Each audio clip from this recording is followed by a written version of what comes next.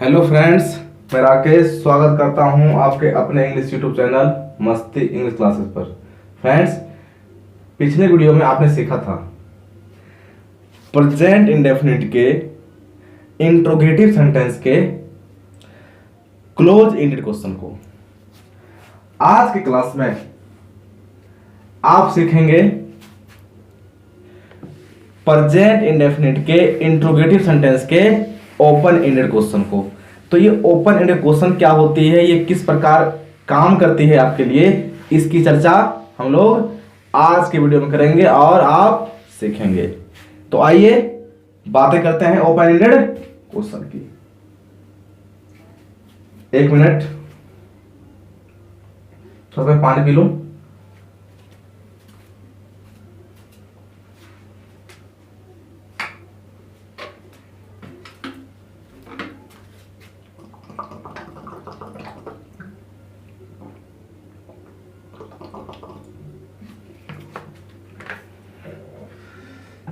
तो आइए बातें करते हैं ओपन एंडेड क्वेश्चन की।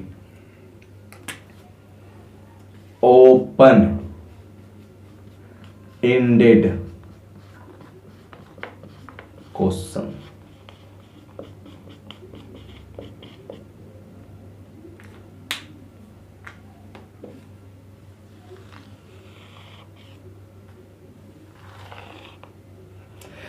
अब ये ओपन एंडेड क्वेश्चन क्या होती है, पहली बात हमारे पास ये आती है।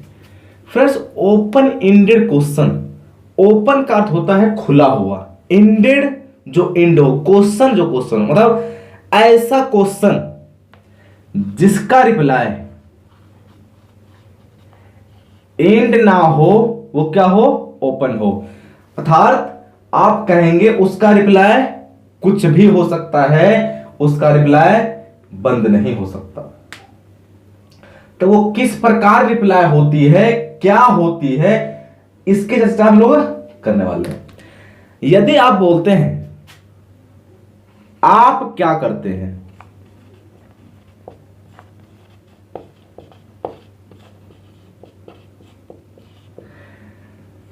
आप देखेंगे इस सेंटेंस को यदि बोला जाए आप क्या करते हैं, तो आप में से किसी की रिप्लाई होगी कि सर मैं पढ़ाई करता हूं, किसी की रिप्लाई होगी मैं काम करता हूं, किसी की रिप्लाई होगी मैं क्रिकेट खेलता हूं। मतलब प्रत्येक की रिप्लाई उनके अकॉर्डिंग होगी, इनका रिप्लाई फिक्स नहीं होगा।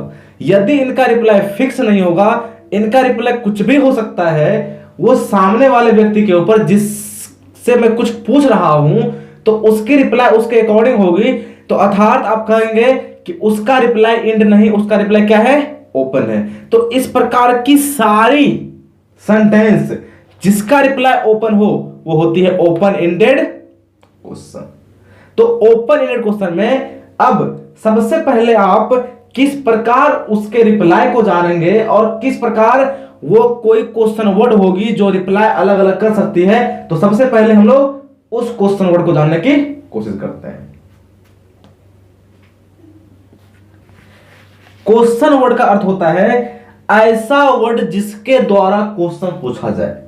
तो यदि मैं बोलता हूं इस प्रकार की वर्ड, आप क्या, जिसे व्हाट कहते हैं, कैसे, जिसे हाउ कहते हैं, कब या जब उसे व्हेन कहते हैं, क्यों, व्हाई, इस प्रकार की आपको क्वेश्चन वर्ड दिखेगी और इसी प्रकार के क्वेश्चन वर्ड के हेल्प से आप क्वेश्चन पूछने की कोशिश करेंगे। तो आप किस प्रकार किसी से क्वेश्चन पूछेंगे, जो उनकी रिप्लाई कुछ भी हो सकती है, तो वो सारी ओपन एंडेड क्वेश्चन होगी। अब ये किस प्रकार वर्क करती है आपके प्रेजेंट इंडेफिनिट के इंट्रोगेटिव सेंटेंस के ओपन एंडेड क्वेश्चन के लिए, इसकी बातें अब करने वाले हैं हम लोग।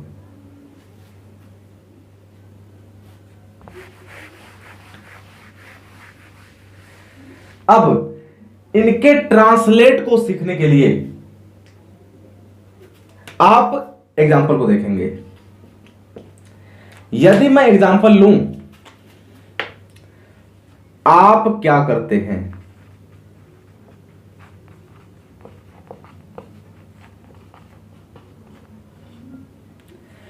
आप देखेंगे आप क्या करते हैं। यदि आप इस एग्जाम्पल पे गौर करेंगे तो आप देखेंगे कि सर इसकी रिप्लाई कुछ भी हो सकती है, अर्थात ये ओपन एंडेड क्वेश्चन है।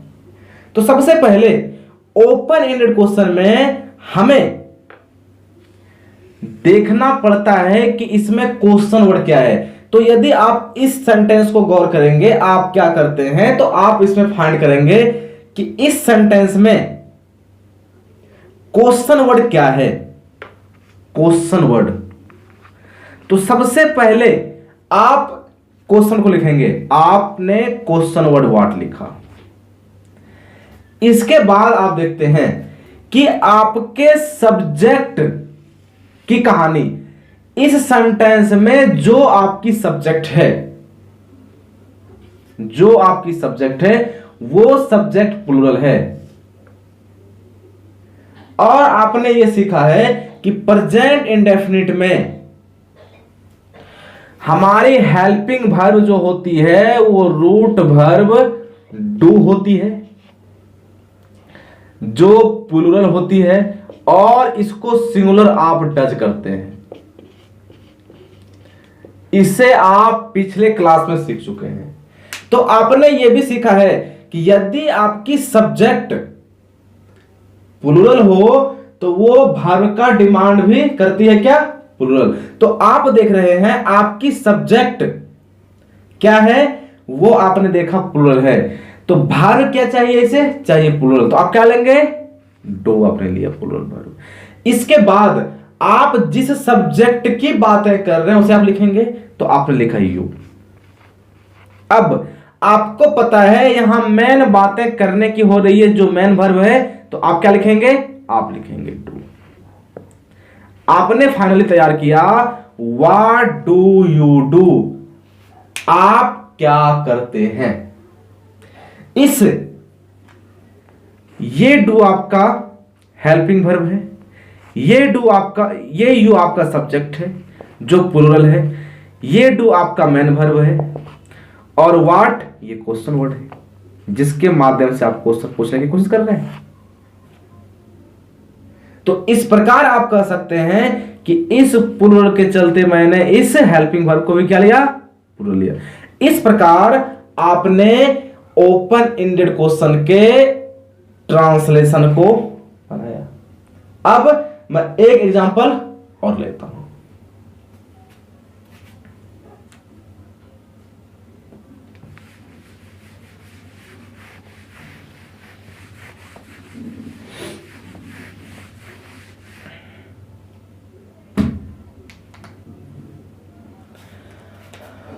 आपने लिखा वह क्यों जाता है। आप इस एग्जाम्पल में यदि गौर करेंगे क्वेश्चन वर्ड की, तो आप देखेंगे क्वेश्चन वर्ड इस एग्जाम्पल में क्या है, क्यों। और क्यों को आप वाई कहते हैं। आपने देखा कि यदि इस सेंटेंस में सब्जेक्ट की बात की जाए तो सब्जेक्ट आपका सिंगुलर था, सिंगुलर है। तो यदि आपका सब्जेक्ट सिंगुलर है तो आप वर्ब क्या लेंगे, सिंगुलर लेंगे। आपने सीखा है कि रूट वर्ब डू इसका सिंगुलर डज होता है, तो आपने डज लिया। इसके बाद आप बातें करेंगे उसके सब्जेक्ट की, तो आपने सब्जेक्ट देखा तो सब्जेक्ट वह था, तो आपने सब्जेक्ट वह को ही लिया क्योंकि बातें पुल्लिंग की हो रही है। तो हमने लिखा व्हाई डज ही, आपने बातें की मैन वर्ब की, तो मैन वर्ब आपका जाना है जिसे आप क्या कहते हैं, गो। तो आपने देखा व्हाई डज ही गो, वह क्यों जाता है। तो इस सेंटेंस में ये why question word, does helping verb, he subject जो क्या सिंगुलर, आपने वर्ब क्या लिया सिंगुलर, और आपने इस गो की बातें करी, क्या हुआ, मैन वर्ब। इस प्रकार आपके लिए फाइनली तैयार हुआ वह क्यों जाता है, व्हाई डज ही गो। इस प्रकार आप प्रेजेंट इंडेफिनिट के किसी भी ओपन एंडेड क्वेश्चन को ट्रांसलेट करने की कोशिश करेंगे और सारी की सारी प्रेजेंट इंडेफिनिट के इंट्रोगेटिव सेंटेंस की ओपन एंडेड क्वेश्चन जो भी होगी वो इस प्रकार ट्रांसलेट होगी। तो आपने फाइनली क्या सीखा, अब मैं इसकी बात करता हूं।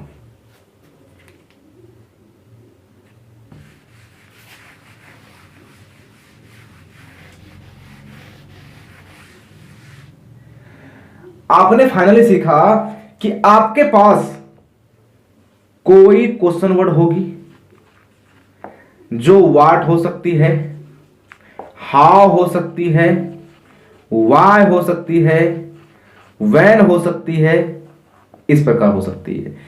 इसके बाद सबसे पहले आप उस सेंटेंस के क्वेश्चन वर्ड को लिखेंगे, इसके बाद आप लिखेंगे हेल्पिंग वर्ब को, इसके बाद आप सब्जेक्ट को लिखेंगे, इसके बाद आप फर्स्ट फॉर्म ऑफ वर्ब या बेस फॉर्म ऑफ वर्ब को लिखेंगे, इसके बाद ऑब्जेक्ट या अदर वर्ड डालेंगे। अब बातें होती है कि यदि ये आपकी तैयार होती है फाइनल स्ट्रक्चर किसकी, प्रेजेंट इंडेफिनिट टेंस की इंट्रोगेटिव रूप के ओपन एंडेड क्वेश्चन का। यदि आपकी सब्जेक्ट प्लूरल होती है तो आपकी प्रेजेंट इंडेफिनिट की हेल्पिंग वर्ब प्लूरल क्या होती है, डू होती है। तो आप डू लिखेंगे, सब्जेक्ट प्लूरल, इसके बाद फर्स्ट फॉर्म ऑफ वर्ब या बेस फॉर्म ऑफ वर्ब लिखेंगे और ऑब्जेक्ट या अदर वर्ड लिखेंगे।